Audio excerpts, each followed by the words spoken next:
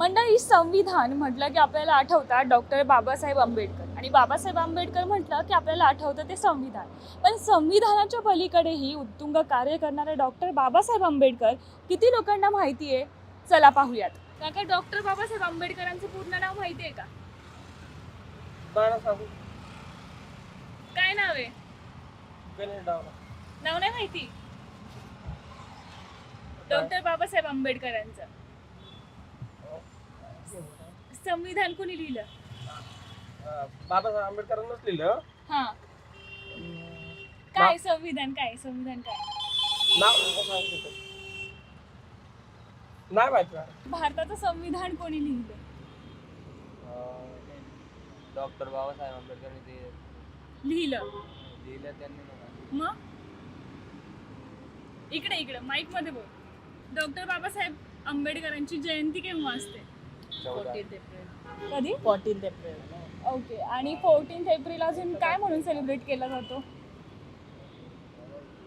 नाही माहिती. डॉक्टर बाबासाहेब आंबेडकरांचं पूर्ण नाव नाही माहिती. बरं, त्यांनी कोणते 2 वर्तमानपत्र चालू केले होते माहितीये? General knowledge week. Doctor Babasaheb Ambedkar माहिती आहेत ना? हो, माहिती. काय नाव आहे त्यांचं पूर्ण? एवढं पर्सनल नाही माहिती. तेवढा त्यांच्याबद्दल अभ्यास नाहीये. काय अभ्यास आहे मग? त्यांच्याबद्दल नाही एवढं जास्त अभ्यास. काय माहिती डॉक्टर बाबासाहेब आंबेडकरांबद्दल? त्यांनी संविधान लिहिलं तर एवढं माहिती. फक्त एवढंच की संविधान लिहिलं. ओके.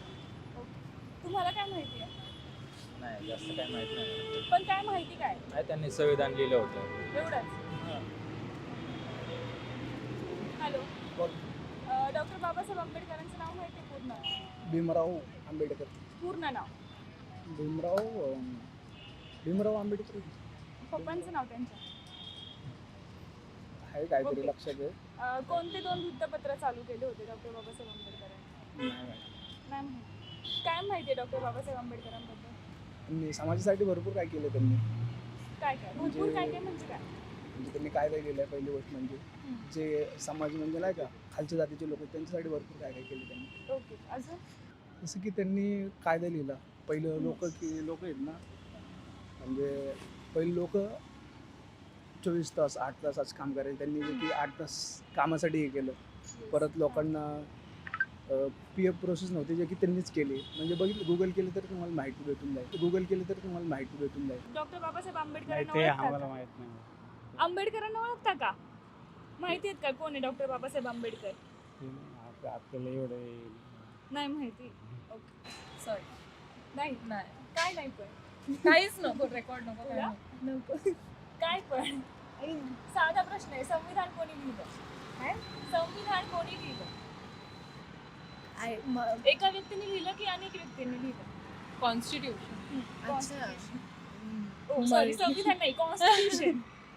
मल्टिपल लोक होते ना त्या ओके. प्रोसेस. मग शिल्पकार कोणाला म्हणतात? शिल्पकार म्हणजे जो की त्या मी प्राइमरीली हिंदी स्पीकिंग.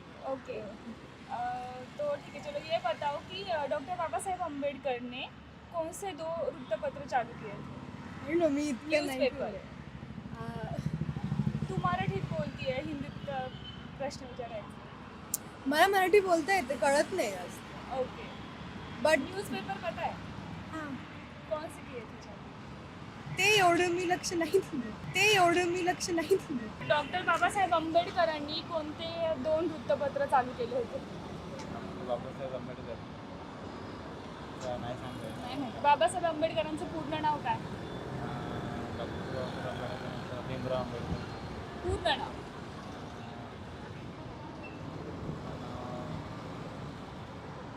बरं, चला. भारतीय संविधानाचे शिल्पकार कोणाला म्हणतात? डॉक्टर बाबासाहेब. संविधान काय? संविधान म्हणजे एक इन्स्ट्रक्शन आहे दिलेलं त्यांनी आपल्याला की आपण कसं जगलं पाहिजे. कसं जगलं पाहिजे? आपण त्यांचे रूल्स आहेत संविधानामध्ये. आपण सगळ्यांना समानतेने वागलं पाहिजे. ओके. वागतो का आपण आता? वागतं ना. जो सगळे नसेल तर वागत, तर काही जण तरी वागतात ना. ओके. आता मला सांगा की कोणत्या ग्रंथाचं दहन केलं होतं डॉक्टर बाबासाहेब आंबेडकरांनी? नाही. एवढं नाही, जे की नाही एवढं नॉलेज. मनुस्मृतीचं. काका, संविधान माहिती आहे का? संविधान.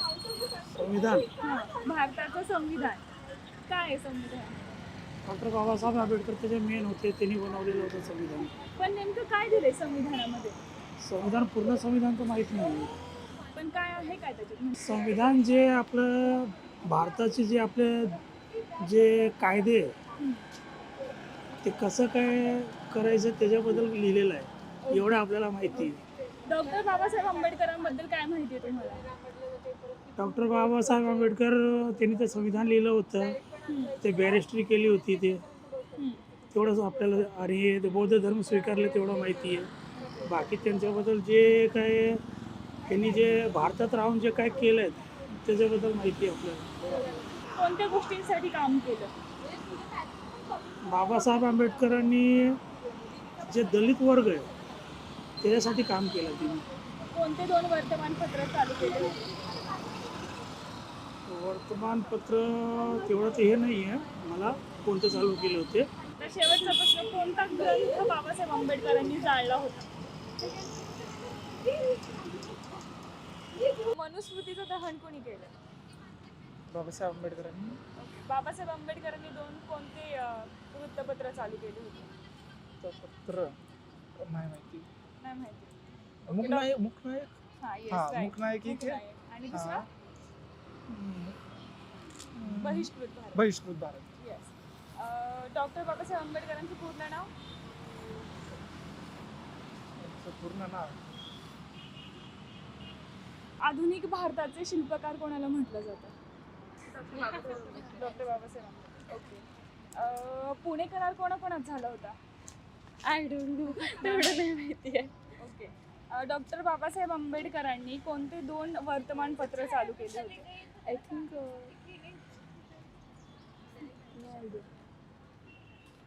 नाही माहिती. तुम्हाला? नाही माहिती. तुला? नाही माहिती. ओके. स्वतंत्र भारताचे पहिले कायदे मंत्री म्हणून कोणाला ओळखलं जातं? डॉक्टर बाबासाहेब आंबेडकर. कोणत्या ग्रंथाचं दहन डॉक्टर बाबासाहेब आंबेडकरांनी केलं होतं? IQ लेवल कमी आहे आमची थोडी. IQ लेवल कमी आहे आमची थोडी. Were elections very important? No. Elections are important provided they produce really good men.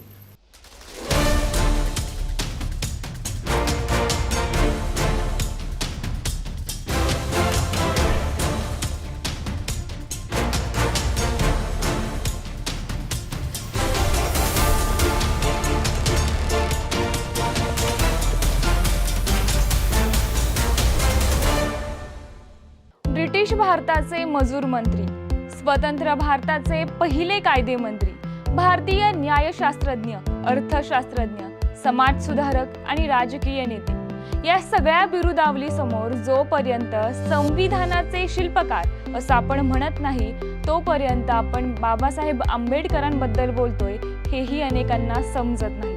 अर्थात संविधानाची देणगी सर्वात महत्त्वाची आहेच आणि संविधानाचे शिल्पकार म्हणून बाबासाहेब ओळखले जातात हेही खूप महत्त्वाचं आहे. मात्र बाबासाहेब आणि त्यांचं कार्य फक्त एवढ्यापुरतंच मर्यादित नाही, तर त्यांनी या पलीकडेही आपल्या कामाचा ठसा उमटवलाय आणि म्हणूनच आज आपण संविधानापलीकडील डॉक्टर बाबासाहेब आंबेडकर अनुभवणार आहोत. नमस्कार, मी प्रज्ञा आणि न्यूज अनकटच्या स्पेशल रिपोर्टमध्ये तुमच्या सगळ्यांचं मनपूर्वक स्वागत. मंडळी, सुभेदार रामजी मालोजी सकपाळ यांच्या घरी 14 एप्रिल 1891ला 14वं आणि शेवटचं अपत्य जन्माला आलं आणि ते म्हणजे बाबासाहेब डॉक्टर भीमराव रामजी सकपाळ. मग ते आंबेडकर कसे झाले हा प्रश्न तुम्हालाही पडलाच असेल. त्याचं झालं असं, महाराष्ट्रातील रत्नागिरी जिल्ह्याच्या मंडणगड तालुक्यातील आंबडवे या गावात सकपाळ कुटुंब राहावयास आलं. कोकणासह महाराष्ट्रातील लोक पूर्वी आपलं आडनावच आपल्या गावाच्या नावावरून ठेवत असत आणि त्यात शेवटी कर शब्द जोडण्याचा प्रघात होता. त्यामुळेच बाबासाहेबांचं आडनाव सकपाळ असताना त्यांचे वडील रामजी यांनी 7 नोव्हेंबर 1900 रोजी साताऱ्यातील गव्हर्नमेंट हायस्कूलमध्ये आंबडवेकर असं आडनाव नोंदवलं. साताऱ्याच्या या शाळेत भीमरावांना शिकवण्यासाठी कृष्णा केशव आंबेडकर नावाचे शिक्षक होते. शाळेच्या दप्तरात नोंदवलेलं भीमरावांचं आंबडवेकर हे नाव उच्चारताना त्यांना थोडंसं आडवं तिडवं वाटत होतं आणि म्हणून तू माझं नाव स्वीकारतोस का असं त्यांनी भीमरावांना सुचवलं. त्यावर भीमरावांनीही होकार दिला आणि मग आंबेडकरांची नोंद झाली. तेव्हापासून त्यांचं आडनाव आंबडवेकरांचं आंबेडकर झालं. सामाजिक, राजकीय, आर्थिक, शैक्षणिक, धार्मिक, पत्रकारिता, कायदे अशा विविध क्षेत्रात आपल्या अमोघ वक्तृत्वानं आणि कुशल नेतृत्वानं डॉक्टर बाबासाहेब आंबेडकर यांनी दीन दलितांच्या, श्रमिकांच्या, विस्थापितांच्या, शोषितांच्या अंधकारमय जीवनाला प्रज्ञेचा संदेश दिला. गलित गात्र झालेल्या मनामनातून समाज क्रांतीचे स्फुलिंग चेतवून डॉक्टर आंबेडकर यांनी मुरदार झालेल्या समाजाला आपल्या हक्काप्रती जागृत केलं. मंडळी, आपल्याला फक्त एवढंच माहीत असतं की डॉक्टर बाबासाहेबांनी दलितांसाठी काम केलं, मात्र त्याच्याही पुढे स्त्रियांसाठीही खूप मोठं योगदान बाबासाहेबांनी दिले. स्त्रियांना पुरुषांच्या बरोबरीनं हक्क मिळवून दिले. त्यांचे हक्क व अधिकारासाठी हिंदू कोड बिल संसदेत मांडलं, परंतु हिंदू कोड बिल मंजूर झालं नाही म्हणून मंत्रिमंडळातून मंत्रिपदाचा राजीनामाही त्यांनी दिला. नोकरी करणाऱ्या स्त्रियांसाठी गर्भावस्था काळात 6 महिन्यांचा भरपगारी रजेची तरतूद देखील बाबासाहेबांनी केली. स्त्रियांना म्हणजेच मुलींना वडिलांच्या संपत्तीवर मुलांच्या इतकाच समान अधिकार बाबासाहेबांनी मिळवून दिला. दुसरी पत्नी असेल तर पत्नीला पतीच्या संपत्तीमध्ये हिस्सा मागण्याचा अधिकारही मिळवून दिला. भारतात प्रथम परिवार नियोजनाचा नारा बाबासाहेबांनी दिला. तसेच मूल होऊ देणं अगर न होऊ देणं हा जो निर्णय आहे तो घेण्याचा अधिकारही महिलांना बाबासाहेबांनी मिळवून दिला. एखाद्या देशानं किती प्रगती केली याचं मोजमाप त्या देशातील स्त्रियांच्या शैक्षणिक, सामाजिक, राजकीय आणि आर्थिक स्थितीवरून करावं अशी डॉक्टर बाबासाहेब आंबेडकरांची विचारसरणी होती. आंबेडकरांनी कृषी क्षेत्रात सुद्धा कामाचं मोठं योगदान दिले. शेतीसाठी जमीन व पाणी हे मुख्य घटक आहेत. पाण्याशिवाय शेतीचा विकास अशक्य आहे. शेतकऱ्याला शाश्वत पाणी मिळणं गरजेचं आहे. पाण्याशिवाय उत्पादकता वाढणं आणि शेतकऱ्यांचा आर्थिक स्तर उंचावणं शक्य नाही, हे त्यांनी ब्रिटिश सरकारच्या निदर्शनास आणून दिलं होतं. शेतीला शाश्वत पाणी पुरवण्यासाठी नदीच्या पाण्याचं नियोजन झालं पाहिजे. देशात घडणारे दुष्काळ हे मानव निर्मित आहेत. दुष्काळ हटवायचा असेल तर दुष्काळात पाण्याचं नियोजन करावं लागेल. जिरायती शेती, बागायती करण्याचा प्रयत्न वाढवले पाहिजेत. शेती व शेतमजूर समृद्ध झाला तरच देश समृद्ध होईल, असे मौलिक विचार देखील बाबासाहेबांनी मांडले. पाण्यासंदर्भात केवळ विचार व्यक्त न करता त्यांनी ब्रिटिश सरकारला नदीच्या खोऱ्यातील पाण्याच्या नियोजनाची योजना देखील सादर केली होती. ही योजना दामोदर खोरे परियोजना म्हणून ओळखली जाते. आपल्या शासनानं 1996 मध्ये कृष्णा, गोदावरी, तापी, नर्मदा अशी खोऱ्यांची विभागणी केली. यावरून आंबेडकरांच्या दूरदर्शीपणाची लांबी व खोली देखील लक्षात येते. आंबेडकर यांच्या काही संकल्पनातूनच कमाल जमीन धारणा कायदा, सावकारी व खोती पद्धतींना प्रतिबंध करणारा कायदा, सामूहिक शेतीच्या प्रणालीवर आधारित शेती महामंडळ, राज्यातील नद्यांच्या खोऱ्यांची विभागणी व विकास, जलसंवर्धन योजना अंमलात आणल्या गेल्या. शासनानं त्याबाबत कायदे व नियम देखील बनवले. शेतकऱ्यांसाठी त्यांनीच पीक विमा योजना सुचवली. श्रमिकांची श्रमशक्ती उद्योग क्षेत्रात वळवायला हवी. तसेच शेतीचा विकास करण्यासाठी राज्य समाजवादाचा सिद्धांत त्यांनी मांडलाय. आपल्या प्रॉब्लेम ऑफ द रुपी या पुस्तकात रुपयाच्या अवमूल्यनावर आंबेडकरांनी त्यांचे विचार मांडलेत. स्वतंत्र भारताचे चलन हे सोन्यात असावं असा अर्थतज्ञ लॉर्ड कान्स यांनी केलेला दावा होता. तो आंबेडकरांनी खोडून काढला. त्याऐवजी सुवर्ण विनिमय परिमाण म्हणजेच गोल्ड एक्सचेंज स्टँडर्ड अंमलात आणावं अशी शिफारस आंबेडकरांनी केली. त्या संदर्भात सन 1925 साली स्थापन केलेल्या हिल्टन यंग आयोगापुढे त्यांनी साक्षही दिली. त्यानंतर सन 1953 साली भारतीय रिझर्व्ह बँकेची स्थापना करण्यात आली. भारताच्या मूलभूत आर्थिक विचारांचा पाया देखील आंबेडकरांच्या आर्थिक विचारांवरच घातला गेला. आंबेडकरांनी त्यावेळी या संदर्भात जे काही लिखाण केले, जे प्रश्न उपस्थित केले, त्यातूनच अर्थव्यवस्थेच्या अत्यंत केंद्रस्थानी असलेली रिझर्व्ह बँक ऑफ इंडिया ही एक संस्था जन्माला आली. भारतीय रिझर्व्ह बँकेची स्थापना आंबेडकरांच्या विचारांवरच झालेली आहे. आंबेडकरांनी चलन व्यवस्थापन या विषयावर तसेच कर रचनेपासून शेती ते स्वदेशी परदेशी वादापर्यंत अनेक मुद्द्यांवर भाष्य केले.